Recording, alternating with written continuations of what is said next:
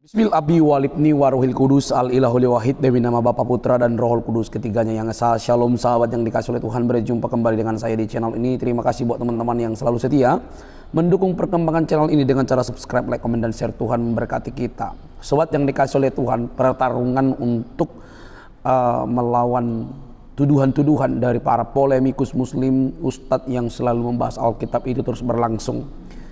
Luar biasa mereka mengutak-atik Alkitab, tetapi puji Tuhan dengan firman Tuhan dan kuasa Roh Kudus Tuhan, seluruh apologetik Kristen diberikan wawasan, pengetahuan untuk meluruskan bahkan membantah sekaligus menyerang secara langsung bagaimana keimanan mereka, dan itu sudah dilakukan oleh apologetik Kristen berulang-ulang.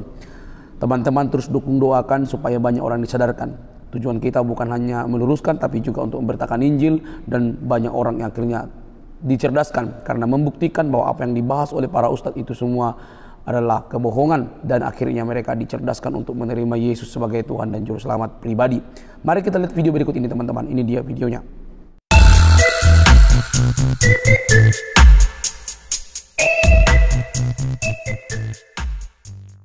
Halo, Assalamualaikum.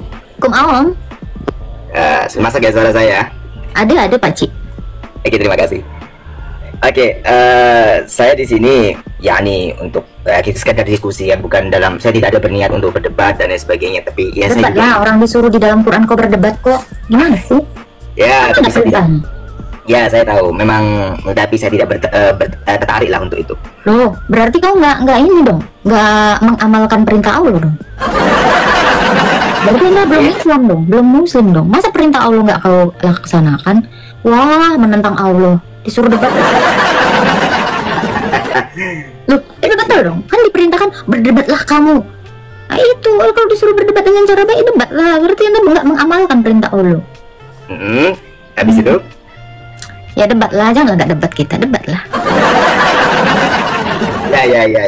Ya, walaupun di situ ada beberapa notes untuk debat, tapi saya tidak ingin berdebat untuk itu. Maksud saya gini. Ih, nggak kau amalkan perintah Allah, gimana ini? Nanti kau dilaknat loh sama Allah, gimana tuh? Oke. Jadi bagaimana? Mari kita mulai. Debat ya? Insya Allah. Baik. Nah, gitu dong, tepuk tangan. Silakan. Saya ingin bertanya Kak mengenai, saya hanya bertanya saja. Ada dalam, Debat, disuruh debat kok bertanya. Tapi bertanya juga disuruh sih. Kalau kalian dalam keraguan-raguan terhadap Al-Quran, tanyalah pada ahli kitab. Memang berarti abang udah ragu sama Quran ya, makanya abang nanya ya. in kuntum la ta'lamun. Bukan hanya ahlul kitab, tapi fas'alu ahla dzikri in kuntum la Yunus 94 tuh.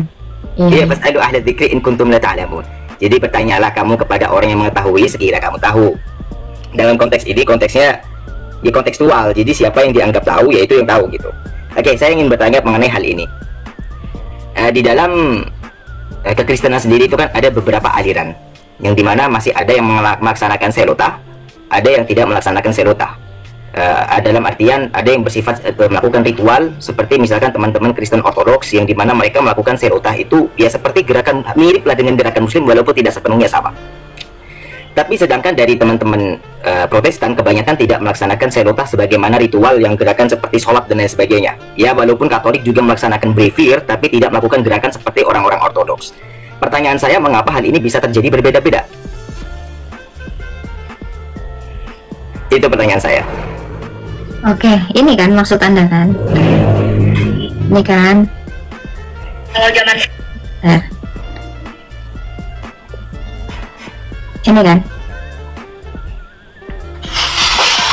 Allah bagi sang Bapa, Ya, betul. sang Roh Kudus, Ya, betul. dan selalu serta sepanjang segala. Kenal mukanya? Ya saya tidak tahu. Ini saya. Oh iya. Bagus. Nah, pertanyaan, ya bagus. Pertanyaan saya, mengapa muncul penafsiran yang berbeda dalam artian pelaksanaan ritual-ritual semacam itu? Oke. Saya kasih analogi ya, mudah-mudahan Pak Cik tahu ya. Pak Cik pernah tahu ada satu kelas, namanya kelas 4. Itu muridnya ada 30 orang. Ada yang ngerjain tugas, ada yang enggak. Tapi yang ngerjain tugas itu disebut murid enggak? Yang ngerjain tugas ya? Iya, disebut murid. Yang enggak ngerjain tugas disebut enggak. murid juga enggak? Oh iya. Nah itu, jadi kalau Anda nanya tadi pertanyaan Anda, kenapa ada yang melakukan, ada yang enggak? Ya itu tadi, semua orang Kristen itu adalah murid. Ya, Matius 28 ayat 19. Ada yang mengerjakan, ada yang tidak. Jadi saya sebagai manusia, saya bukan guru, saya bukan hakimnya. Jadi kalau ada yang mau mengerjakan, ya saya sebagai murid yang mengikuti guru saya, yaitu Yesus Kristus yang adalah Tuhan saya, ya saya akan mengerjakannya. Ada yang tidak, ya itu bagian dia. Biar itu menjadi pertanggungjawaban si murid yang nggak mengerjakan tugas dari gurunya ini kepada gurunya gitu. Jadi saya, apakah saya berkapasitas untuk mengomentari mereka? Ya itu atas keinginan masing-masing gitu loh. Jadi ada yang mau tetap selota seperti saya, ya saya menjadi murid yang baik. Ada yang tidak, ya kita tidak bisa menjadi seperti guru. Karena yang boleh menjudge murid ini benar, murid itu enggak, itu kan hanya guru. Sesama murid nggak boleh kan? Iya. Nah itu. Jadi mungkin sampai situ jawaban saya. Kalau Anda mengatakan ya masih memang sejak dari semula seperti demikian dan tidak berubah gitu. Nah itu saya lakukan gitu. Tapi kan kalau menggunakan Jadi kenapa teman-teman Protestan tidak melakukannya? Mungkin anggapan mereka, oh cara ibadah saya modelnya lain. Mungkin seperti itu. Oh saya mungkin nyembahnya dalam rupa saat teduh. Ada orang Kristen Protestan juga itu beribadah. Oh iya. Ada juga yang Protestan itu ya sujud sambil membungkuk, ada semuanya itu ada. Tetapi kan yang mau disikapi adalah secara yang nggak mirip dengan ortodoks kan, yang mau dikoreksi gitu kan, ya nggak masalah. Marilah kita berkapasitas sebagai seorang murid, karena saya murid. Saya nggak berkapasitas sebagai guru yang menentukan ini benar, ini salah gitu. Karena Tuhan itu adalah hakimnya, bukan manusia. Gitu tuh. Oke, kalau menggunakan logika misalkan murid dengan guru, berarti kan seseorang yang tidak mengerjakan tugas berarti masih memiliki kesempatan untuk DO. Jadi anggaplah dia tidak mengerjakan tugas yang diberikan oleh guru. Berarti dia bukanlah murid yang baik, dan yang kedua dia bisa di DO suatu saat. Oke, gini ya. Ini saya bukannya mau bukan sekedar membela atau apa ya. Teman-teman Protestan ini lahir dari Barat dan mereka itu tidak tahu. Karena Barat sendiri sudah mengalami perubahan. Jadi sebenarnya teman-teman Protestan ini dia tidak tahu peribadatan yang benar itu seperti apa. Makanya kenapa kami Ortodoks itu menyuarakan kembali kebenaran itu. Begini loh ibadah orang Kristen yang benar gitu. Karena ada, jadi gini nih, Protestan ini kan yang telat datang nih ya. Kalau kita analogikan, ini adalah murid yang baru datang gitu ya. Dia gurunya ketika mengatakan, "Nah, kerjakan tugas ini." Nah, dia nggak tahu. Jadi Protestan ini adalah murid yang telat datang, yang tidak tahu dia harus mengerjakan apa. Jadi dia mengerjakan hanya sebisanya. Saya sebagai Ortodoks, makanya saya memberitakan ini. Gini loh ibadah kita yang disuruh guru kita. Gitu. Jadi Protestan ini ya saya anggap sebagai murid Tuhan Yesus Kristus yang telat datang. Makanya tidak tahu. Makanya sekarang saya sebagai murid yang nggak telat datang, saya kasih tahu kepada mereka. Seperti itu, Pak. Oke, terima kasih. Jadi kalau kita sama-sama mengaku sebagai murid, supaya teman sekelas saya ini juga nggak di DO seperti yang Bapak takutkan, ya saya akan kasih tahu. Oh, good. Ya, saya rasa itu bijaksana sekali ya. Karena saya sendiri memang sebagai akademisi, yang saya pernah masuk gereja karena untuk penelitian kan. Dan saya sebagai duta moderasi kan, maka penjelasan sampean ya baguslah gitu. Tapi saya ingin menanyakan juga satu hal lagi. Apa pendapat sampean mengenai, saya pernah membaca sebuah artikel bahwasanya ada pengkritik Barat yang dimana mengkritik Alkitab. Ada beberapa kata-kata atau ayat dalam Bible itu yang ditandai merah kalau nggak salah ya, yang dimana itu hitam apa merah gitu loh. Itu yang disangsikan bahwasanya itu Yesus pernah mengucapkan itu sendiri. Artinya itu bukan ucapan Yesus itu sendiri. Nah, pernah membaca artikel semacam itu barangkali ke Agatha? Oke, jadi begini Bang. Ya. Ini Alkitab kami ini kan kesaksian para rasul tentang Kristus, tentang Yesus Kristus itu. Jadi yang merah itu adalah ucapan langsung atau direct speech yang dituliskan oleh rasul. Ya, jadi merah itu adalah ucapan Yesus langsung yang dituliskan, dan narasi yang hitam-hitam itu adalah pemberitaan mereka, kesaksian para rasul. Itu jadi hitam itu adalah kesaksiannya para rasul. Kenapa mereka menandainya dengan tinta merah? Itu adalah ucapan Yesus yang langsung memang harus mereka tuliskan sebagai kesaksian mereka gitu. Oke, jadi bisa dibilang Alkitab ini tidak maksud saya lebih tepatnya ke Perjanjian Baru ya. Berarti itu tidak murni semua apa yang diucapkan Yesus, melainkan juga ada kompilasi dari perkataan murid-muridnya, begitu ya? Karena kan Tuhan Yesus itu nggak nulis kitab. Oh ya. Jadi gini Bang, sebentar gini Bang. Ini Anda mungkin mengira kompilasi. Ya, kalau saya paralelkan ke Quran, ini udah pasti tulisannya hitam semua. Nggak ada tulisan langsung Allah. Kenapa? Karena yang menyampaikannya Jibril dan Muhammad. Ini nggak ada bahkan wahyunya langsung Allah. Makanya saya kasih contoh ya. Di Al-Hadid ayat 3, katakanlah, bukan katakanlah ya, nggak ada katakannya. Dialah yang awal dan yang akhir. Itu narasi Allah nggak langsung? Al-Hadid ayat 3 menurut Bang Salim ini satu ya contoh ya. Al-Hadid ayat 3, itu kan? dialah yang awal dan yang akhir, yang zahir dan yang batin. Kira-kira itu perkataan Allah langsung atau perkataan Jibril atau perkataan Muhammad? Perkataan Allah yang diturunkan melalui Jibril kemudian disampaikan oleh Rasul. Nggak, kalau dalam konteks yang tadi kita paralelkan, kan tadi saya bilang merah itu adalah perkataan Yesus langsung yang dikutip disampaikan di sini. Ya, merah itu adalah direct speech.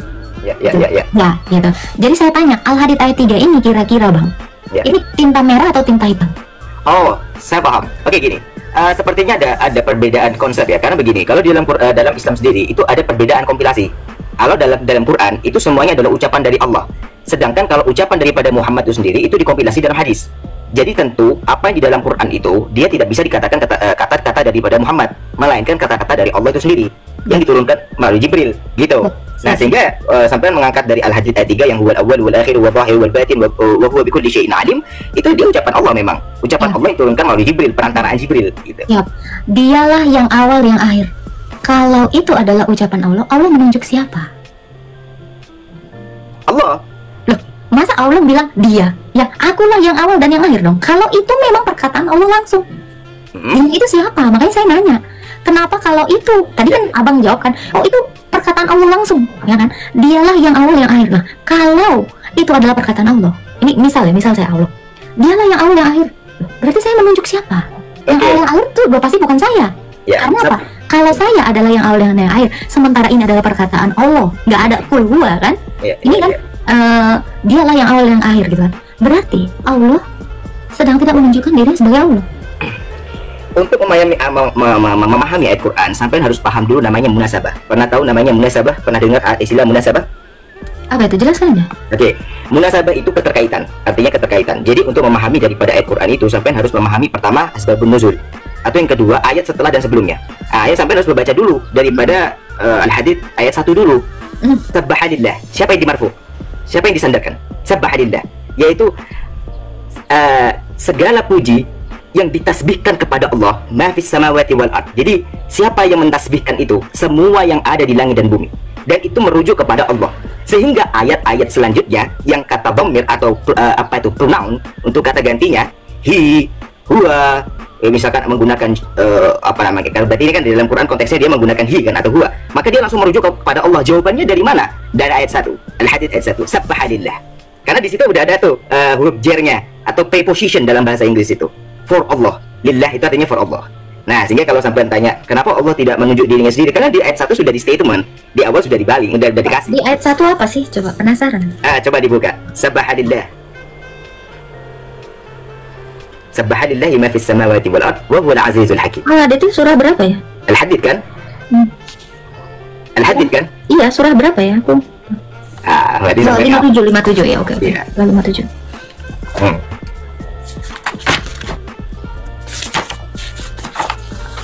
Oke. Ini kan, ini kalau misalnya ini perkataan Allah, betul? Iya. Ini Allah nanya ya? Bukan, Allah memberikan statement. Allah memberikan statement. Siap. Apa yang di langit dan di bumi bertasbih kepada Allah? Dialah yang Maha Perkasa loh. Allah menunjuk siapa lagi nih? Bentar. Apa yang ada di langit dan di bumi bertasbih kepada Allah? Loh, kenapa nggak kepada aku? Ini kan harusnya tinta merah nih ya.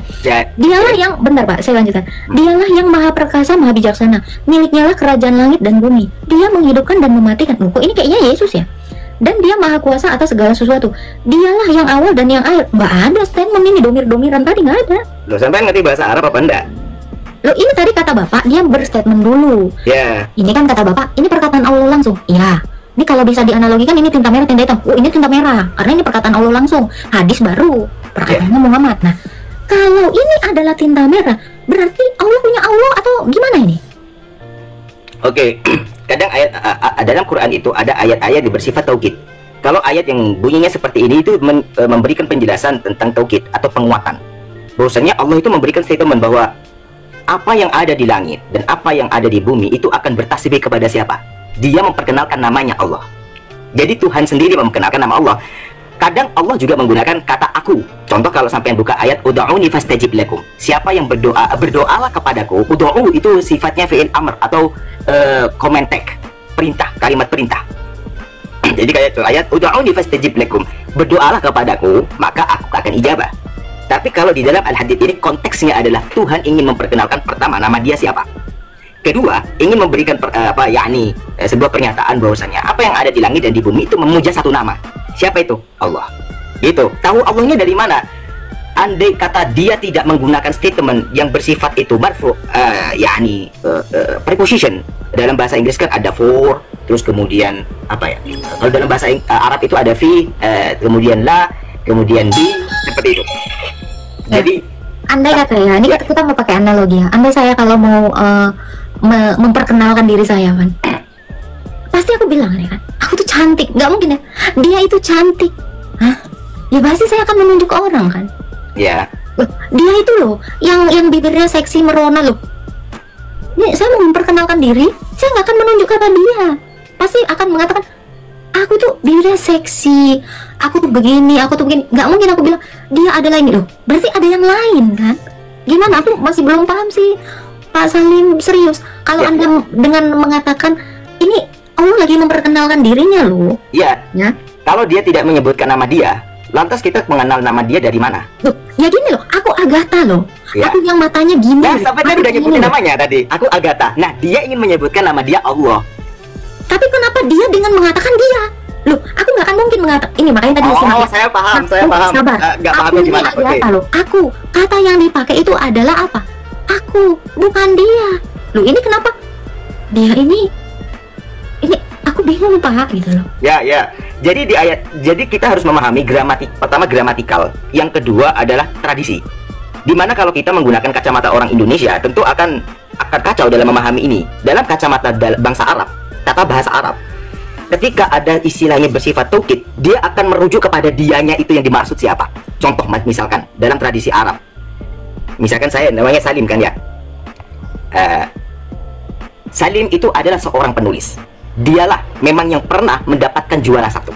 Dialah memang seseorang yang pernah memperoleh tingkat nasional dan lain sebagainya. Tentu bagi orang Indonesia, tata bahasa semacam ini tidak lazim. Tapi begitulah adanya bagi bangsa Arab. Pertanyaannya, Al-Quran itu diturunkan dalam bangsa apa? Dia diturunkan di bangsa Arab. Otomatis tidak akan pernah mungkin menggunakan tradisi Yahudi misalkan. Dalam tata bahasanya ya, maksud saya gramatikal ya, variabelnya gramatikal. Tentu tidak akan mungkin menggunakan tata bahasa Cina. Kan begitu, maka dia harus merujuk kepada tata bahasa Arab. Begitu. Jadi untuk memahami ayat 3 ini, maka kita harus melihat dulu konteksnya apa. Itu di ayat-ayat sebelumnya. Karena kita tahu bahwasanya ada preposition yang menyebutkan li dalam bahasa Inggris itu for.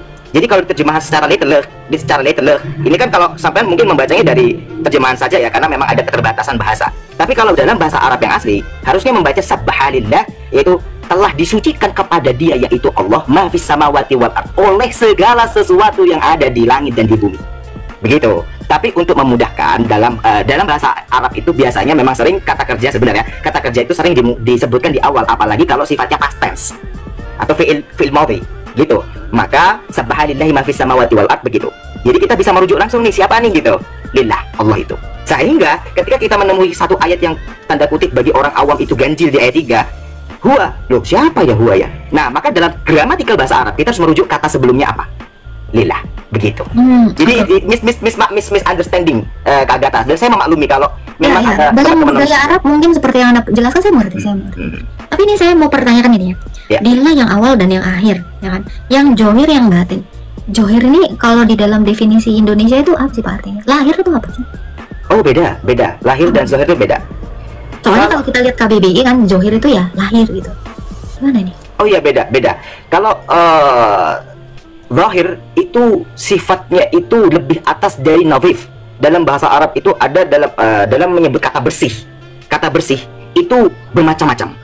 Kalau bersih yang sifatnya itu hanya bersifat, misalkan kita habis ngepel, kita habis menyapu, itu kita menggunakan kata nadhif. Nadhifun. Pernah dengar sebuah ungkapan yang bunyi kebersihan itu sebagian dari iman? An-nadhafatu minal iman. Itu adalah sebuah hadis yang dimana hadis itu sebenarnya lemah. Itu hadisnya lemah. Tapi kalau zahir itu yang dia sifatnya bersih, yang bersihnya itu suci. bersihnya itu lahir dan batin. Begitu. Dalam bahasa Arab seperti itu zahir. Oke, ini saya nggak ngerti ya dalam bahasa Arab. Saya karena gini Pak, karena dialah yang zohir dan yang batin gitu kan. Berarti ini ada dia, jadi kayak antonim gitu kan, ya. Ini aku juga bingung ya, zahir ini. Oh sorry, saya yang salah. Itu tohir. Kalau zohir, ya, saya salah. Oke, saya salah. Yang betul kalau tohir itu yang bersih. Sorry. Ya benar. Kalau zohir, saya kurang sepakat disebut lahir, tapi sesuatu yang nampak. Zohir itu sesuatu yang nampak dan nampaknya itu terang benderang seperti matahari di siang bolong. Oke. Itu jadi zohir. Allah nampak. Gimana? Jadi Allah itu nampak. Nampak yang dimana seperti matahari di siang bolong. Jadi Allah kelihatan lah ya. Ya seperti matahari di siang bolong. Sampai bisa nampak kelihatan gitu. Kelihatan kan, tapi tidak bisa dilihat dengan mata telanjang kan? Ya, seperti itu zahir itu. Tidak bisa dilihat dengan mata telanjang. Maka kita bisa melihat eksistensi daripada Tuhan itu bil ayah, atau sesuatu itu dengan tanda-tanda. Berarti kalau zohir misalnya minta maaf lahir dan batin gitu kan. Secara batin kita minta maaf, secara yang nampak kelihatan itu maksudnya apa? Kalau dalam tata bahasa Arab itu zohir itu yang jelas seperti saya memberikan analogi yang nampak, tapi seperti matahari di siang bolong. Jadi nampak nih, tapi kita tidak bisa melihat dengan mata telanjang. Jadi mungkin sampai akan melihat bahwasanya berarti Tuhan bisa dilihat dengan mata telanjang. Yang enggak gitu, kita bisa melihat Tuhan tapi dengan tanda-tandanya. Begitu. Ya, jadi ibarat kata perbuatannya lah ya, gitu. Ya, bisa dibilang seperti itu. Oke. Ini kan kita sama-sama tahu ya Pak, Islam itu ada di abad ke-7 ya, betul tidak? Kalau menurut pengetahuan akademis, iya. Tapi kalau dalam self-proclaim dari Islam sendiri, tidak. Itu dibangun sejak Nabi Adam. Ya itu biasa, setiap agama pasti ada klaim. Klaim, iya. Klaim.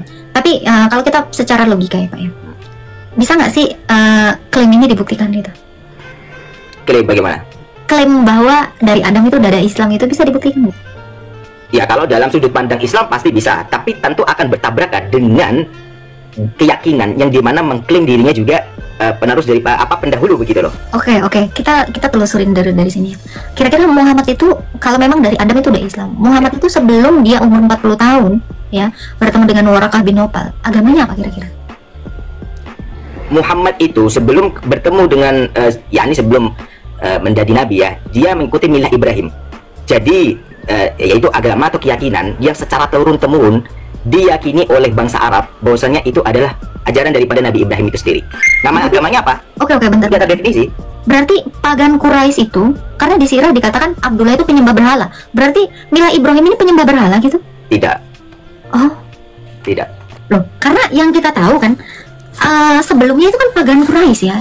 Kalau kita lihat ya dari latar dari setting kehidupannya Muhammad ini ya. Dia itu kan pagan Quraisy dan bapaknya itu juga kakeknya itu juga sempat mau mempersembahkan bapaknya itu untuk kepada berhala kan. Waktu itu kalau nggak salah ini kisahnya ya, saya disirah kalau nggak salah disirah.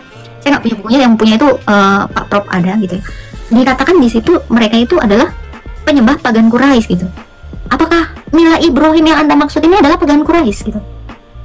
Tidak. Jadi begini. Sebelumnya bahwasanya memang ada mungkin cerita-cerita yang dimana dibilang bahwasanya keluarga Muhammad itu adalah seorang pagan Quraisy, pagan penyembah batu-batu dan lain sebagainya ya. Tapi sepanjang yang saya ketahui bahwasanya tidak ada sirah yang bisa dipertanggungjawabkan untuk itu. Oke, kalau kita lihat juga di dalam Quran ya settingnya gitu ya. Ya memang kebiasaan talbiyah itu juga itu dari pagan Quraisy kan, yang tawaf ya labaik Allahumma hubal itu kan sampai didokumentasikan dalam bentuk film. Itu memang tradisi pagan Quraisy itu dulu kayak gitu. Memang karena di Jazirah Arab sana memang seperti itu kan agamanya kan, makanya ada dikatakan masa patroh. Oke, jadi begini, di dalam suku Quraisy sendiri itu ada dua keyakinan yang eksis pada saat itu, yang dimana dia masih murni mengandung ajaran daripada milah Ibrahim itu sendiri, dan yang kedua ada yang terkontaminasi dengan ajaran pagan. Nah, yang kita tahu setting Muhammad hidup pada saat itu betul memang Muhammad itu hidup di tengah-tengah zaman daripada penyembah pagan, betul memang. Tapi di satu sisi keluarga Muhammad itu sendiri dia tidak menyembah daripada pagan, begitu loh. Nah, ini kebetulan ada teman saya. Nah, ini yang punya sirah. Halo Pak Prof, selamat pagi. Halo, selamat pagi. Nah, ini tuh kita dari Islam sendiri ya sumbernya. Boleh ditunjukkan Prof? Silakan. Nih. Ya, ini saya ada beberapa buku, ada 3 buku ya. Satu Sejarah Hidup Muhammad Hussein Haikal, ya, ulama Mesir Sunni, dan dari Al Azhar dia juga menuliskan bahwa Nabi Muhammad di sini saat dia dilahirkan kakeknya yang bernama Abdul Muthalib itu adalah seorang penyembah berhala. Ya. Penyembah berhala. Dari mana kita bisa tahu? Kita bisa baca di Sirah Nabawiyah. Ceritanya ini nyampur sih, ceritanya nyampur memang. Jadi ini berurutan. Mungkin aku jelaskan singkat ya, karena bentar lagi mau ini. Peristiwa ditemukannya sumur Zam-Zam itu membuat si Abdul Muthalib itu ingin memberikan korban kepada berhalanya. Waktu itu ada korban ini di Sirah Nabawiyah halaman 124 bab 29. Abdul Muthalib bernazar. Haikal Pak ya? Karangan Hussein Haikal ya yang itu ya? Yang kedua ini Ibnu Hisham. Ibnu Hisham ya? Oke. Sirah Nabawiyah. Siap. Abdul Muthalib bernazar menyembelih salah seorang anaknya. Nah, jadi waktu dia ketemu sumur Zam-Zam, penemu sumur Zam-Zam itu diceritakan bahwa adalah Abdul Muthalib. Nah, Abdul Muthalib itu punya 10 anak dan dia bernazar akan menyembelih salah seorang dari mereka untuk Allah di samping Ka'bah. Ya, Allah kan, untuk Allah di samping Ka'bah. Tadi di Hussein Haikal sosok Allah itu disebut sebagai berhala. Oke.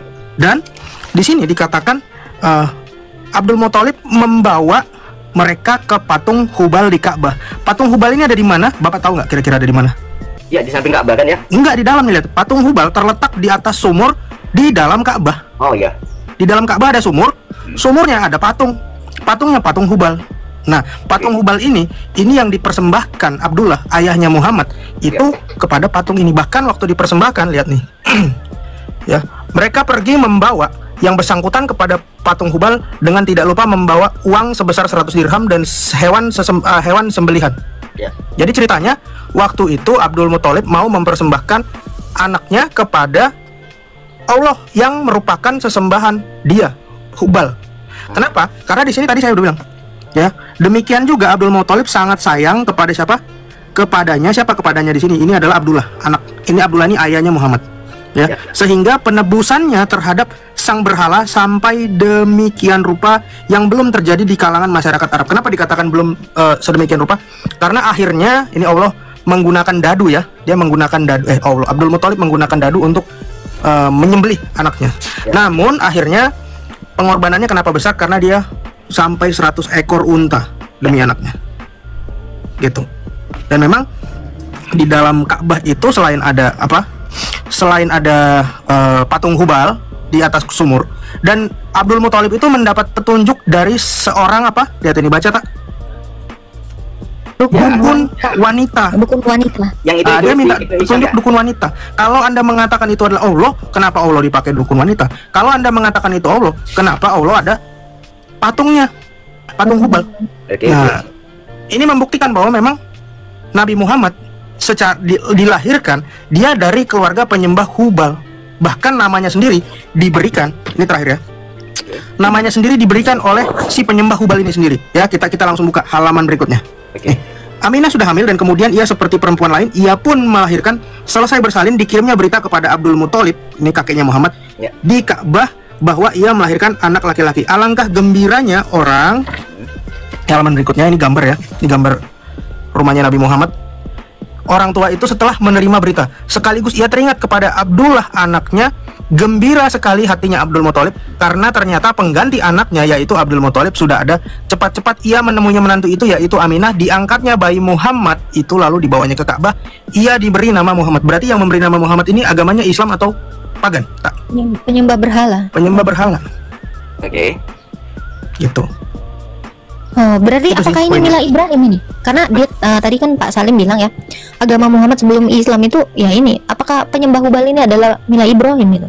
Oke, itu Karena kakeknya Oke, baik. Itu ada 2 sumber ya, yang dimana yang pertama adalah Ibnu Hisham, kemudian yang kedua adalah dari Muhammad Hussein Haikal. Betul ya? Yang saya ketahui dan akademisi muslim kebanyakan pasti tahu bahwasanya Muhammad Husin Haikal itu adalah bukan akademisi liberal.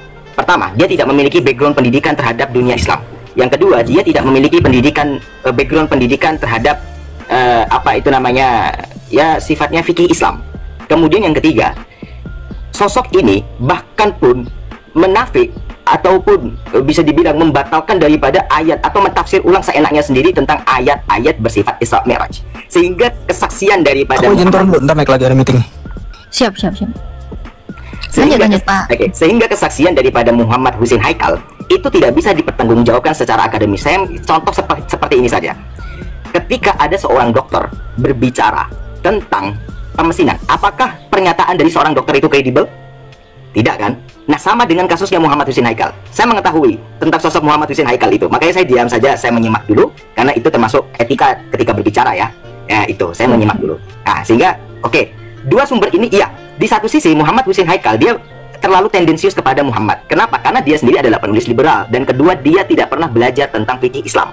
Sedangkan Ibnu Hisham, iya di satu sisi dia menjelaskan secara letterlek bahwasanya bagaimana keadaan sosiologis dan antropologis masyarakat pada saat itu, ya kan?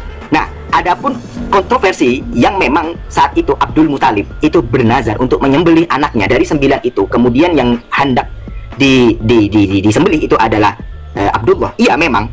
Namun konteksnya pada saat itu dia mengikuti bagaimana nazarnya Ibrahim, bagaimana ajaran Ibrahim ketika disuruh menyembelih anaknya.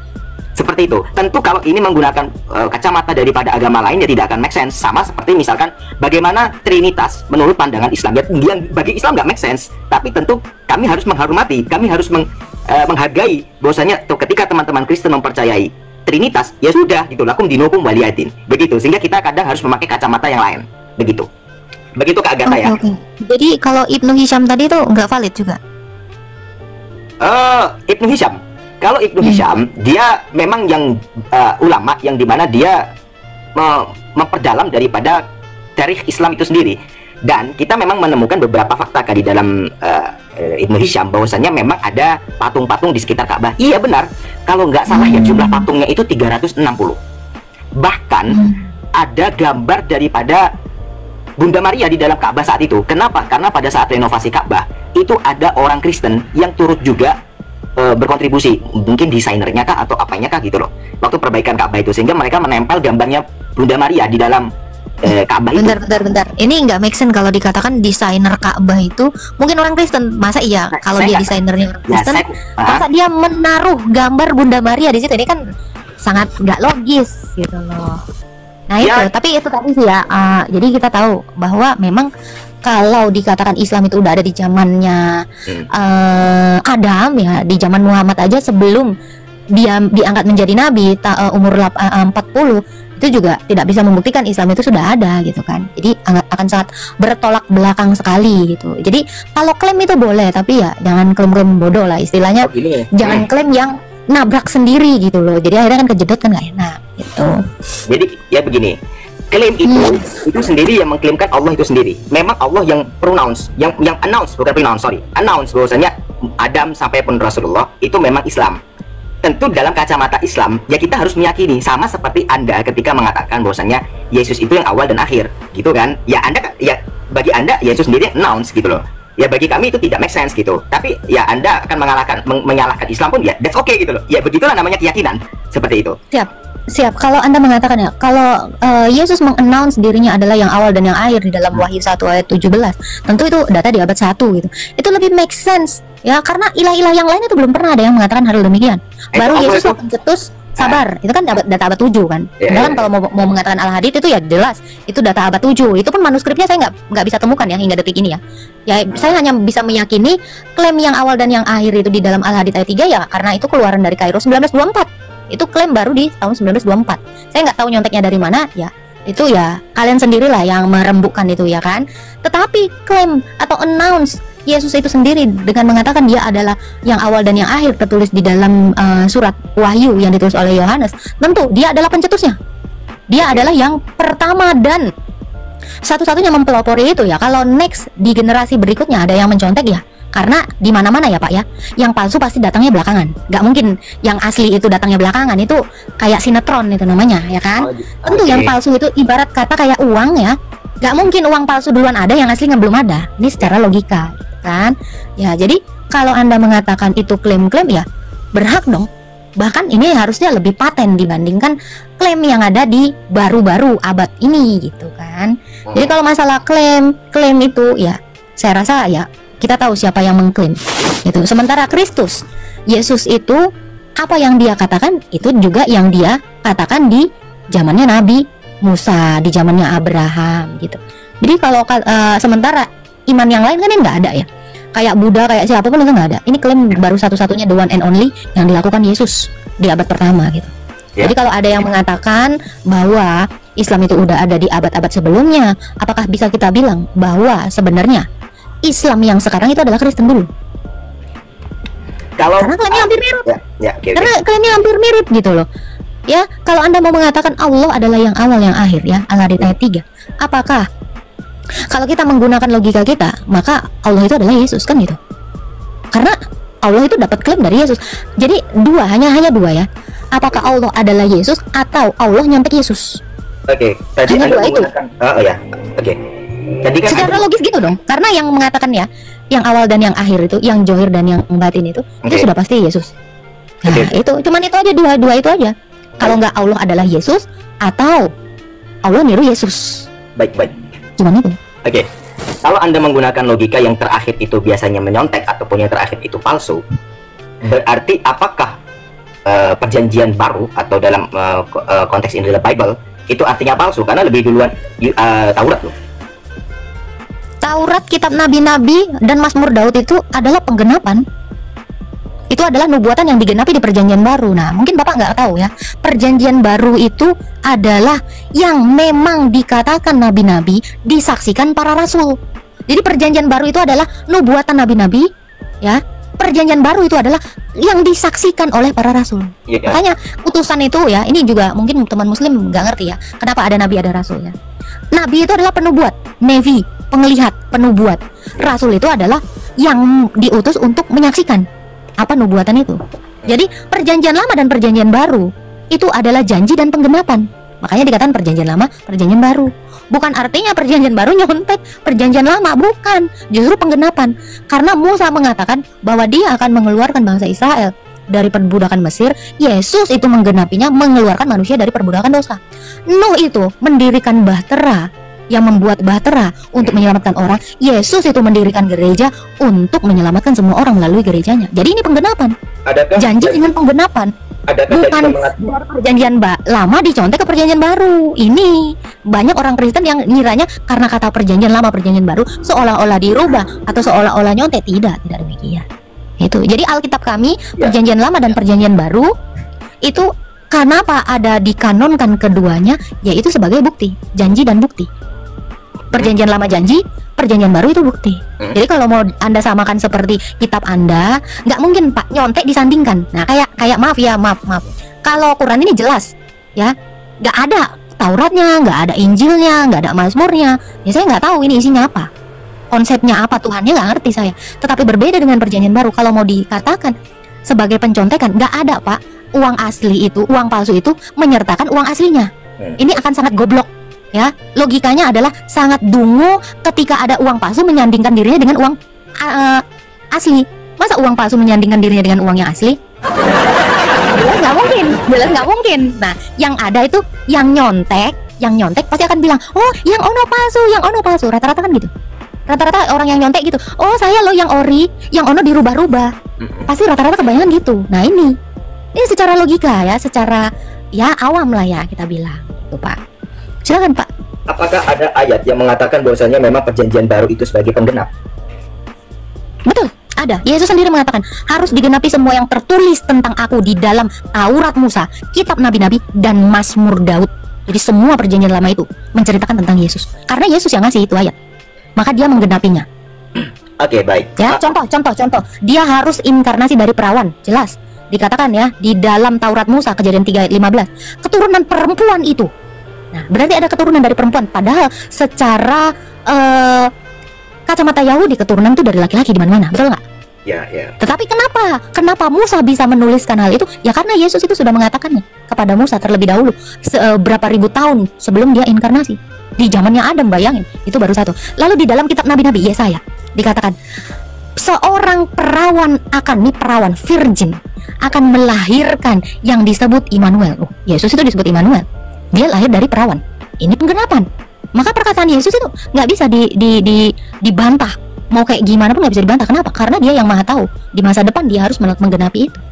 Gitu. Di dalam Mazmur Daud dikatakan ya, kaki dan tangannya tertusuk, orang-orang membuang undi atas jubahnya. Dan itu yang terjadi, disaksikan para rasul, bahwa orang-orang itu menusuk kaki dan tangannya di atas kayu salib, dan orang-orang membuang undi atasnya. Dan ini penggenapan. Makanya kenapa para rasul itu sedemikian rupa percaya kepada Kristus, karena memang benarlah apa yang tertulis di dalam Taurat Musa, Nabi-Nabi, dan Mazmur Daud. Nah, ini pertanyaan Bapak terjawab di sini. Apakah benar ada klaim di Perjanjian Baru itu adalah nubuatan di Perjanjian Lama? Ada. Apakah ada klaim di Perjanjian Lama bahwa di Perjanjian Baru akan demikian? Ada. Ini saling melengkapi, saling mendukung. Ada benang merahnya. Seperti itu, Pak. Jadi kami itu orang Kristen itu nggak bingung sama kitab kami. Seperti itu. Tetapi ya itu tadi, Pak. Di dalam kitab Anda yang saya baca Quran selama ini, saya bingung. Saya bingung, saya tidak menemukan benang merah. Apa tujuannya Yunus hidupnya demikian, tujuan Ayub demikian, Musa demikian, saya juga nggak ngerti. Esensinya nggak saya dapat. Dari segi mananya coba? Ya saya bingung, kisah-kisahnya itu aneh-aneh semua. Contoh? Ada yang ketemu Abraham, ketemu matahari. Oh ini Tuhanku, ini saya nggak tahu ya. Di dalam Taurat Musa nggak pernah ada kisah seperti itu gitu ya. Yang ada itu di dalam Taurat Musa menuliskan tentang Abraham, bahwa Abraham itu bertemu dengan Tuhan itu dalam rupa 3 orang manusia. Kejadian 18. Nggak ketemu bulan, ini Tuhanku, ketemu bintang, ini Tuhanku. Ini saya sih agak ketawa sedikit ya. Ini narasi dari mana? Ini Taurat mana lah yang nulis kayak gini nih? Agak lucu juga. Ada beberapa lain yang juga saya agak lucu ya, lihat kisah-kisahnya gitu juga. Itulah Pak, kira-kira banyak sebenarnya. Kalau Anda bilang Ibrahim itu bertemu matahari dan sebagainya, kisah itu justru malah ditemukan itu justru malah dari Taurat itu sendiri. Untuk lengkapnya, karena terlalu panjang kalau di sini, Anda bisa buka daripada video YouTube, saya bisa sarankan Rabbanians ID. Anda cari. Enggak, di Tauratnya Anda punya Taurat. Saya penasaran. Di Rabbanian, di Perjanjian Lama. Ya. Adapun kalau di Taurat Musa yang mana itu? Saya penasaran. Kisah Abraham ini kan tertulis di dalam Kejadian ya. Di Kejadian mana saya sepanjang hidup membaca Alkitab ya, membaca Tauratnya Musa, itu nggak pernah ada. Makanya saya sarankan Anda untuk melihat video daripada Rabbanians ID. Saya beriman kepada kitab sih yang tertulis ya, bukan ya. Kalau video itu kan narasi-narasi orang yang saya nggak tahu sumbernya entah dari mana gitu. Kalau dari sumber Alkitab sendiri, Taurat sendiri ya, ini saya punya Tauratnya orang Yahudi dan saya punya Septuaginta. Kebetulan saya punya Septuaginta yang dikanon oleh gereja sendiri di abad keempat, dan saya juga punya Tauratnya orang Yahudi Rabbinik yang sekarang ini. Itu saya nggak pernah menemukan yang demikian gitu. Ini makanya saya baru nemu ini. Ini Taurat yang mana saya nggak tahu, Musa yang mana. Apakah Musa nabinya orang Israel atau Musa orang Arab? Saya juga bingung, Pak. Oke, saya baru nemu. Jadi menurut yang saya baca daripada analisis kembangkan itu, bahwasanya legenda itu, jadi di dalam Al-Quran itu yang Anda maksud itu di dalam yakni Al-Anbiya ayat 51. Jadi ya itulah, kemudian legenda tentang itu justru malah sebenarnya dimuat dari kitab apokrifa Yahudi bernama Sefer Hayashar. Saya nggak tahu bacanya gimana sih itu, Sefer Hayashar gitu. Dalam legenda siap. Ya, seperti itu. Nah, jadi di dalam Quran sendiri itu tidak menjelaskan secara sebagaimana itu. Jadi tunggu Pak. Jadi Anda mau bilang Quran ini ngambil dari kitab apokrifa gitu? Wow. Bukan. Bukan. Makanya yang Anda maksud itu, yang katanya Anda bilang bahwasanya Ibrahim itu mencari Tuhan tanda kutip melihat matahari dan sebagainya. Anda bisa sebutkan ayat mana dalam Quran yang mengatakan demikian? Maksudnya? Itu dari kata Anda itu kan dari Taurat seperti demikian. Anda kan sumbernya katanya dari Taurat, ya kan? Tapi sepanjang saya baca Taurat itu nggak ada. Lalu Anda mengatakan, oh itu dari kitab apokrifa. Loh, kitab apokrifa jelas kitab palsu. Kenapa Quran mengutip dari kitab palsu, Pak? Al-Quran tidak ada mengutip itu. Loh, oke. Jadi dari mana itu tahu kisah tentang Ibrahim itu ketemu matahari? Oh inilah Tuhanku, ketemu ini lagi. Itu dari mana Pak kira-kira legendanya, Pak? Oke, jadi sebentar ya. Jadi di dalam Quran sendiri itu tidak ada mengatakan bahwasanya Ibrahim itu mencari Tuhan dan lain sebagainya. Nah, adapun seperti itu di ternyata nggak ada. Apa namanya itu tentang itu adalah kalau nggak salah dari tarikh ataupun penafsiran daripada Ibnu Ishaq kalau nggak salah, dan itu terpengaruh daripada ayat-ayat Israiliyat.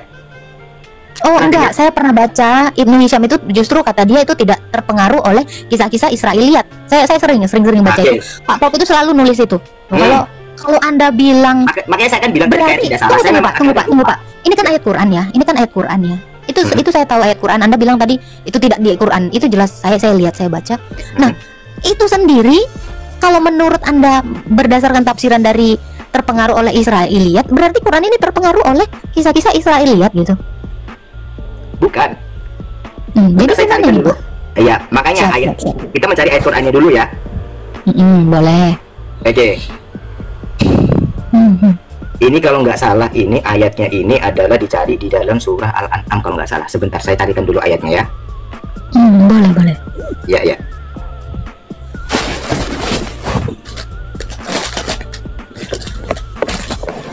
Tapi ini keren loh, Pak Salim ini kayaknya dia akademisi juga, kayaknya Pak Ustadz ya?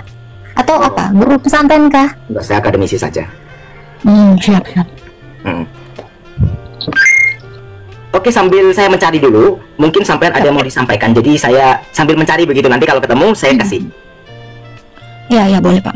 Oh, itu ada yang nge-spill Al-An'am ayat 78, 76. 78 ya? Oke, sebentar. Al-An'am ayat 78.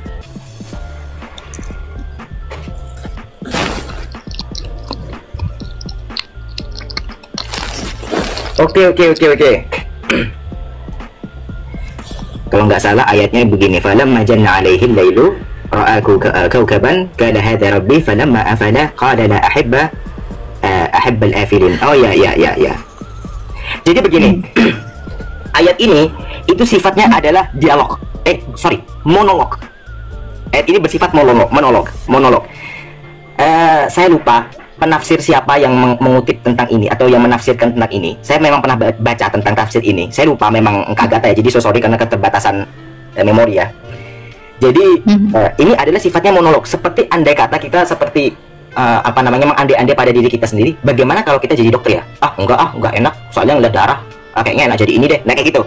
Jadi Ibrahim pada saat itu ketika melihat sosiologis masyarakatnya, bahkan bapaknya sendiri yang dimana penyembah berhala dan membuat patung, dia itu membuat monolog pada diri sendiri, permisalan bahwasanya ini kok ada matahari gede ya, oh iya kayak bagus nih, gede nih, ternyata malamnya tenggelam. Oh enggak kayak gini Tuhan itu. Jadi dia membuat sebuah monolog narasi terhadap dirinya sendiri, bahwasanya Tuhan itu tidak mungkin tenggelam, Tuhan itu tidak mungkin seperti bintang-bintang, tidak mungkin seperti apa gitu. Tapi mereka lah sebenarnya adalah makhluk yang diciptakan oleh Tuhan. Kayak gitu. Nah, sedangkan memang ada kesalahan dalam pemahaman ustadz-ustadz Islam zaman sekarang yang salah memaknai ayat ini. Memang saya harus akuin, ini memang ada salah gitu. Nah, makanya tadi saya mohon bantuan ayat mana yang menjelaskan tentang itu, karena saya memang lupa ayatnya. Oh, ternyata sudah dibantu sama teman-teman, terima kasih. Sudah dibantu sama Kak Agatha juga, terima kasih. Bahwasanya pemaknaan daripada ayat ini adalah bersifat monolog. Nah, adapun yang bercerita tentang itu adalah diambil dari kitab Apokrifa gitu. Iya, Anda mengatakan Apokrifa kok dipakai gitu di kitab legenda. Itu permasalahannya. Jadi yang saya, maaf ini saya potong ya Pak. Saya nggak menanyakan tentang itu ya. Kenapa Allah ini kan Quran ini kan wahyunya Allah ya. Saya belum ke tafsir dulu ya. Itu tafsiran oke lah, penjelasannya itu saya paham gitu ya. Kenapa Allah menyusun ayatnya dari Apokrifa gitu? Ini kan Quran ini katanya ayatnya Allah. Kalaulah memang di zamannya Abraham atau Ibrahim itu ya, ini adalah yang ditemuinya adalah Allah ya. Kenapa Allah menarasikan yang lain daripada yang lain ini? Yahudi sendiri yang adalah cucu dari Abraham ya. Israel itu kan cucunya Abraham ya. Dari Yakub kan. Yakub itu adalah Israel. Cucu dari Abraham ya. Israel sendiri cucu kandungnya Abraham tidak pernah menuliskan bahwa kakek dia pernah berandai-andai seperti yang dituliskan Allah di dalam Quran. Nah ini yang jadi pertanyaan saya itu ini, kenapa Allah ya menuliskan ayatnya ini demikian gitu. Ini kisah ini nggak pernah terjadi gitu. Kalau kita tanya sama cucunya dia pasti ketawa ini. Kapan hari lah kakek moyang kami nih ketemu bulan dia pergi begitu. Bahkan Abraham kakeknya aja nggak pernah menarasikan berandai-andai seperti itu. Makanya saya agak lain sih Pak lihat Baik, Quran baik. ini. Makanya ini adalah salah satu contoh Baik. kenapa saya tuh nggak dapat poin dari Quran sepanjang saya membaca Quran. Ini tuh kisahnya beda banget gitu loh. Baik. Seperti Baik. itu. Baik. Nah, jadi Quran itu tidak mengambil dari apokrifa. Al-Quran itu artinya bacaan. Al-Quran itu artinya bacaan. Sehingga maksudnya Tuhan itu adalah menceritakan kembali retail apa yang dialami oleh Ibrahim pada saat itu. Begitu. Abraham masalahnya tidak pernah mengalami itu justru pertanyaan saya. Abraham itu ya kakeknya bangsa Israel itu nggak pernah mengalami peristiwa demikian. Kenapa Quran menarasikan demikian? Ini Allah ini atau si penulis Quran ini dapat inspirasi dari mana gitu? Andai baca Taurat mungkin akan lebih rapi gitu. Sangat disayangkan gitu loh. Allah yang katanya penurun Taurat itu tetapi tidak tahu isi Taurat itu gitu loh. Oke, baik. Jadi begini, ada Al-Quran itu secara klaim, dia memang Al-Quran mengklaim dirinya bahwasanya Quran itu adalah penyempurna daripada kitab-kitab sebelumnya. Sebentar, ayatnya itu tadi, sebentar ya, ada ayatnya. Nanti saya baru dibacakan untuk tafsirnya daripada ayat itu. Jadi Anda Kita bisa baca ayatnya dulu aja Pak. Kita Baik. baca dulu ayatnya Baik. Al-Maidah itu ya, kalau nggak salah ya. bukan, di Al-Maidah 48 yang saya ambil referensinya. Coba dibaca dulu Wa Al-Maidah. anzalna ilaikal kitab wa anzalna ilaikal kitab, dan kami telah turunkan daripada itu kitab. Ini Allah menggunakan isim ma'rifah. Alkitab ini dimaksud daripada Quran karena menunjuk. Jadi the books gitu. Jadi maksud dari Al-Quran gitu. Bil haq, dengan sebenar-benarnya, musaddiqan lima baina yadayh, yang dimana memiliki makna bahwasanya sebagai musaddiqan lima baina yadayh, sebagai pembenar gitu daripada kitab-kitab sebelumnya begitu. Terus kemudian Bentar, ini saya baca juga ya. Ya. Al-Quran, kitab itu membenarkan kitab sebelumnya, berarti kitab sebelumnya benar. Pembenar. Gitu kan? Iya, pembenar, tapi ketika Membenarkan itu maksudnya gimana itu? Berarti bukan menyempurnakan. Tadi narasi Bapak menyempurnakan. Kalau dikatakan pembenar, membenarkan ya. Di sini ini saya baca ya. Ya. Membenarkan berarti mengatakan bahwa ini benar kitab sebelumnya. Ya kan? Gitu kan? Baik. Quran ini membenarkan kitab sebelumnya, bukan menyempurnakan. Ini kan dua diksi yang berbeda, Pak. Apakah Anda bisa bahasa Arab? Ya, Anda selalu dari tadi ya, ini ya saya katakan ya, kelemahan saya tidak bisa bahasa Arab, seolah-olah Anda hendak menarasikan bahwa Al-Quran ini tidak diterjemahkan dengan benar gitu loh. Itu yang sebenarnya dari tadi Ya. saya sudah memaklumi ya. Anda selalu mengatakan apakah Anda bisa bahasa Arab, seolah-olah penerjemah ini lebih bodoh daripada Anda gitu. Anda lebih pintar dari penerjemahnya. Jadi Bukan begitu. ini terjemahan ini salah gitu loh. Bukan begitu. Padahal di sini jelas-jelas tertulis ya. Al-Quran itu membenarkan kitab sebelumnya, bukan menyempurnakan gitu loh. Ya. Ya saya nggak tahu mana yang lebih kompeten menerjemahkan, apakah penerjemah Quran atau Anda ya. Itu kalian lah yang bisa membicarakan itu. Jadi Tapi begini, saya yakin ya, ini dari Al-Quran yang saya baca, ini orang-orang yang sementara tadi Bapak bilang adalah seorang akademisi. Sementara penerjemah ini wah lebih jago lagi kalau kata saya ya. Karena ini Zulkarnain Sena Hikmah, ini badan ini ya. Konsultan ahlinya itu Ustadz Dr. Haji Fahrur Rozi Abdillah MA Al-Hafiz. Penanggung jawabnya, wah ini tim Al-Qosbah. Wah ini kalau Anda mengatakan penerjemah ini kurang mumpuni ya sangat disayangkan sekali ya. Begini, Kak Agatha, itulah perbedaannya antara Muslim dan Kristen. Jadi di dalam Islam dan Kristen, kenapa kami selalu merujuk pada kitab yang asli? Kami tidak menggunakan terjemahan. Karena kami menyadari bahwasanya tidak semua orang Muslim itu bisa bahasa Arab.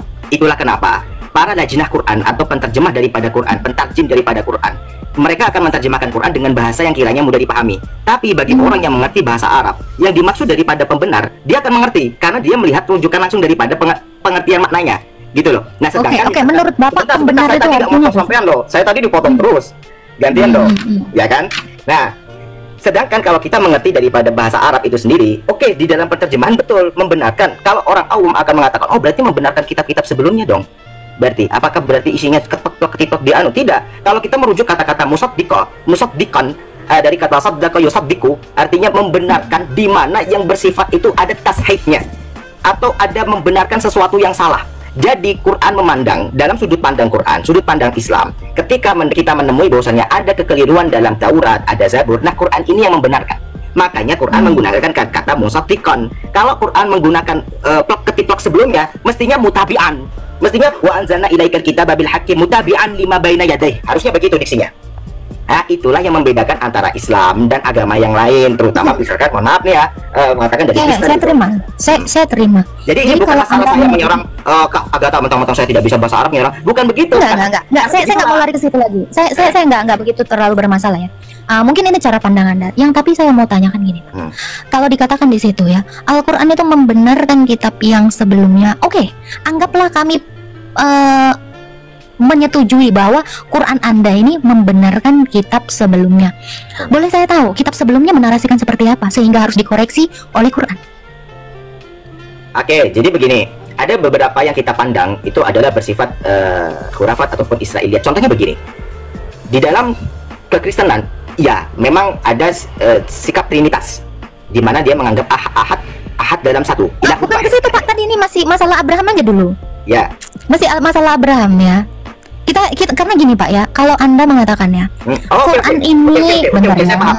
Jadi di dalam Quran Anda mengatakan sabar, sedikit Okay. sedikit ya. Ini saya beritahukan kepada Anda ya. Injil kami atau kitab perjanjian baru kami, ya Pak ya. Ini murni yang mengkanonnya adalah gereja. Ya. Kalau dikatakan Allah menurunkan Injil, ya orang Kristen itu cuma mau ketawa aja gitu ya. Orang Yahudi bodo amat gitu ya kan. Kenapa? Karena Injil itu bukan kitab. Injil itu adalah manusia Yesus gitu. Jadi sebenarnya kalau dikatakan kami mau berdebat dengan Anda, sebenarnya kami lebih tepatnya mau ketawa aja gitu, lucu gitu kan. Kenapa? Karena kalian mengira ya kitab yang dikanonkan oleh gereja, yang mengkanon ini gereja ya Pak ya. Kitab kami ini nggak ada wahyu-wahyu turun dari Allah, itu nggak ada.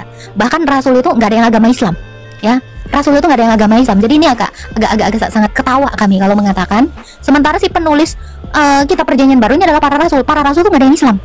Jadi akan sangat lucu kalau mengatakan Injil itu yang nurunkan Allah gitu. Ini kocak guling-guling ya. Itu satu. Yang kedua, Septuaginta ini ya, kitab perjanjian lama ini yang menulisnya juga, yang menyalinnya juga gereja. Ini kalau dikatakan diturunkan oleh Allah SWT, si Quran ini yang membenarkan kitab sebelumnya ini, kami juga mau ngakak guling-guling sambil muntah darah. Kenapa? Ya karena kitab kami ini memang hasil dari tradisi gereja.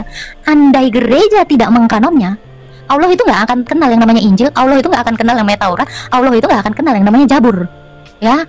Karena memang sejak semula latar belakang di kanonnya Alkitab kami ini karena ada yang namanya bidat dari Marsion. Sebelumnya kami tuh kekristenan itu berdiri tanpa kitab, ya. Asal Anda tahu, kekristenan itu berdiri tidak ada kitab. Tetapi apa? Dari yang mereka lihat tentang Yesus itulah yang diajarkan kepada orang-orang Kristen. Sang Injil itu adalah pribadi Yesus, bukan buku. Ini saya curiga, kebetulan saya adalah ortodoks ya. Gereja kami penuh dengan ikon. Kitab yang dipegang, yang dikanon, yang digambarkan oleh Rasul Lukas ya, karena penggambar pertama tentang ikonografi itu ya, gambar-gambar di gereja itu adalah Rasul Lukas. Kenapa dia menggambarkan Yesus itu memegang kitab? Itu adalah kitab kehidupan. Isinya itu nama-nama orang yang akan dibangkitkan. Itu bukan kitab Injil. Yesus itu nggak nerima kitab Injil karena di Injilnya. Nah ini makanya kami tuh sebenarnya orang ortodoks ini ketawa lah nengok iman yang baru muncul di abad ke-7 yang sok-sokan ini gitu kan. Makanya akan sangat lucu ketika narasi Anda Quran ini membenarkan kitab-kitab sebelumnya. Andai gereja tidak mengkanonnya, Allah itu nggak tahu itu namanya Taurat itu apa. Allah itu nggak kenal yang namanya Injil ya. Makanya berterima kasihlah Islam sama gereja. Kalau nggak ada gereja, kalian nggak kenal itu Injil apa, kalian nggak kenal itu Taurat itu apa. Makanya kami ortodoks ini slow banget orangnya, nggak menggebu-gebu, cuman ketawa aja nengok kalian gitu. Apalah ajaran kalian ini, mau ketawa aja kan. Makanya Tauratmu tadi itu baru satu ya. Kalau mau dikoreksi semua Quran ini ya, mohon maaf Pak, ini saya nggak tahu bilangnya ini buku apa gitu ya. Memang bacaan lah, memang ya sekadar bacaan lah, tapi tidak memiliki esensi apapun. Karena begitu kami baca ya, kami mau ketawa aja gitu Pak. Ya, baik. Ya, jadi kalau mengatakan Quran itu menyempurnakan kitab sebelumnya ya, ini kayaknya para rasul ketawa di surga sana. Malaikat lagi niup trompet ini. Ya, gitu. Makanya sebenarnya kalau mau berdebat dengan kalian ya, kalian itu udah mutlak nggak tahu apa-apa. Andai Allah saat itu ikut konsili di Kartago tahun 393 ya, di Kartago di Afrika sana, ya mungkin dia akan terpelangak-pelongok, ini lagi ngapain lah ini episkop ini gitu, lagi diskusi apa, lagi konsili apa. Ini saya nggak tahu bilangnya ini buku apa gitu ya, memang bacaan lah, memang ya sekedar bacaan lah, tapi tidak memiliki esensi apapun. Karena begitu kami baca ya, kami mau ketawa aja gitu Pak. Ya, baik. Ya, jadi kalau mengatakan Quran itu menyempurnakan kitab sebelumnya ya, ini kayaknya para rasul ketawa di surga sana. Malaikat lagi niup trompet nih. Ya gitu. Makanya sebenarnya kalau mau berdebat dengan kalian ya, kalian itu udah mutlak nggak tahu apa-apa. Andai Allah saat itu ikut konsili di Kartago tahun 393 ya, di Kartago di Afrika sana, ya mungkin dia akan terpelangak-pelongok, ini lagi ngapain lah, ini episkop ini gitu, lagi diskusi apa, lagi konsili apa, mungkin ya. Makanya saya baca Quran ini lawak-lawak sih Pak, itu sih Pak Salim. Kalau dari saya ya, makanya ya kami yang tahu sejarah gereja itu ya ketawa ya. Mungkin teman-teman Protestan ini juga terkaget-kaget ya. Ya banyak yang nggak tahu memang, tetapi saksi sejarah itu ya Ortodoks. Gitu, Pak. Ya. Ini kebetulan ya Pak, thank you ya Pak ya. Saya beneran belum tidur, ngantuk. Mungkin next, tapi saya big applause ya Pak Salim, ini keren, dia akademis dan dia nggak kayak yang lain. Saya acumin jempol, Anda narasinya keren-keren, bahasanya, diksinya bagus-bagus. Thank you so much ya. Sehat-sehat selalu Pak Salim. Terima kasih untuk diskusi yang asik ini. Next ya, boleh lah ya. Nanti nimbrung lagi lah di room saya tiap hari live kok Pak. Oh boleh, insya Allah lain waktu ya. Tapi yang jelas closing statement dari saya ya.